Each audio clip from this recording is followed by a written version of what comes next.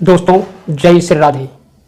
दोस्तों आज के वीडियो में हम आपको बताएंगे दान हर व्यक्ति के लिए बहुत ही जरूरी है, क्योंकि दान से ऐसे बड़े बड़े कार्य हो जाते हैं जिसे हम सोच भी नहीं सकते।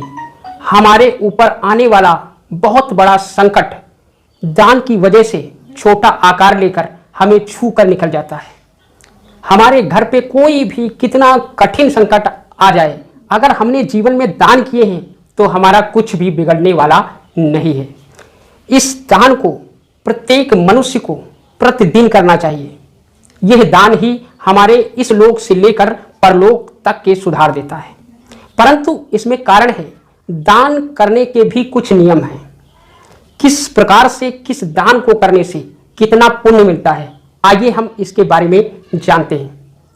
दोस्तों अगर किसी को आप दान दे रहे हैं तो हमेशा याद रखो, पूर्वाभिमुखी दान दो, यानी पूरब को मुंह करके ही उसको दान देना चाहिए।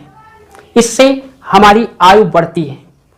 और अगर कोई दान लेने वाला व्यक्ति उत्तराभिमुखी होकर हमसे दान लेता है तो उसकी आयु क्षीण होती है। उस व्यक्ति को भी ध्यान रखना चाहिए कि वह उत्तराभिमुखी होकर कभी भी दान ना ले। और दान देने वाला हमेशा याद रखे कि पूर्वाभिमुखी होकर ही दान देना चाहिए। ये और दोस्तों दूसरी बात, दान अगर कहीं पर दान दिया जाए, जैसे वो मंदिर हो या कहीं पूजा चल रही हो या भंडारा चल रहा हो, अगर दान देना है तो आप वहां स्वयं जाकर के दान दें। यह उत्तम दान माना जाता है, यानी सर्वश्रेष्ठ दान माना जाता है। और अगर कोई व्यक्ति आता है अपने घर बुलाकर उसे दान देते हैं, यह मध्यम दान हो जाता है। और अगर हम गौ या ब्राह्मण या किसी गरीब को दान देते हैं, उस समय अगर व्यक्ति हमें कोई मना करता है, वो पूरे जीवन संकट भोगता ही रहेगा। किसी भी व्यक्ति को दान देने के लिए कभी मना नहीं करना चाहिए। और अगर आप कुछ भी कमाते हैं, हमेशा ध्यान रखो कि अपनी कमाई का 10वां भाग हमेशा दान में देना चाहिए। इससे हमारे घर पे हमेशा ऊपर वाले की कृपा बनी रहती है और हमारे पे आने वाले सारे संकट क्षीण हो जाते हैं, कम हो जाते हैं। और कभी भी अपने परिवार को दुखी करके दान नहीं देना चाहिए, क्योंकि वह दान हमेशा दुखदायी होता है। और अन्न, जल, घोड़ा, गाय, वस्त्र, छत्र, आसन, इन 8 वस्तुओं का दान अगर आप जीवन में करते हैं तो मृत्यु के उपरांत आप पर आने वाले सारे कष्टों से आपको छुटकारा मिल जाता है।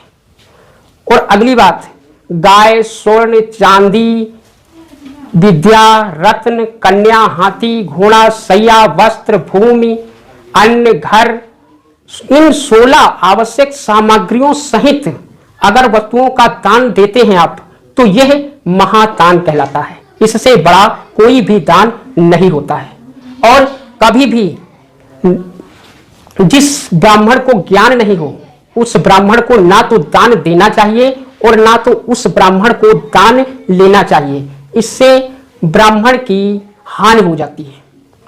और आखिरी बात है दोस्तों, दीन, अंधे, निर्धन, अनाथ, गूंगे, जड़, विकलांग तथा रोगियों को जो व्यक्ति दान देते हैं, यह महापुण्य का दान कहलाता है। और दान देते समय हमेशा एक बात का विशेष ध्यान रखो, आप दान को जब भी दें तो आपके हाथों में कुछ तिल, चावल और जल जरूर होना चाहिए। इसके साथ ही दान देना चाहिए, नहीं तो उस दान में हमेशा पिशाचर और निशाचरों का दान माना जाता है।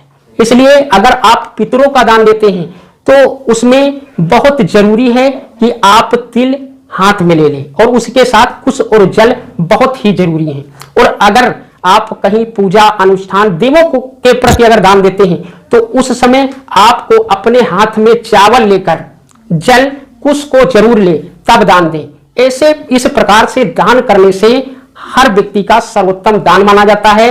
और इस प्रकार से अगर आप दान करते हैं तो आपके जीवन में आपको हर दान का पुण्य कर्म अवश्य प्राप्त होगा। और प्रत्येक व्यक्ति हमेशा ध्यान रखे कि उसे अपनी कमाई का 10वां भाग दान में जरूर देना चाहिए। प्रतिदिन दान देते रहो, क्योंकि दान ऐसी चीज है, अगर आप दान देते हैं तो आपको पूजा अर्चना तीर्थ कुछ भी करने की आवश्यकता नहीं है। आपका दान इस लोक से लेके परलोक तक आपका सुधार देगा। दोस्तों, दान हमेशा व्यक्ति जब भी करे तो उसके मन में यह संशय ना हो, किसी बात को सोच करके दान ना दे, नहीं तो उसका पुण्य उसको प्राप्त नहीं होता है। दान को हमेशा निस्वार्थ दो, बिना कुछ सोचे विचारे।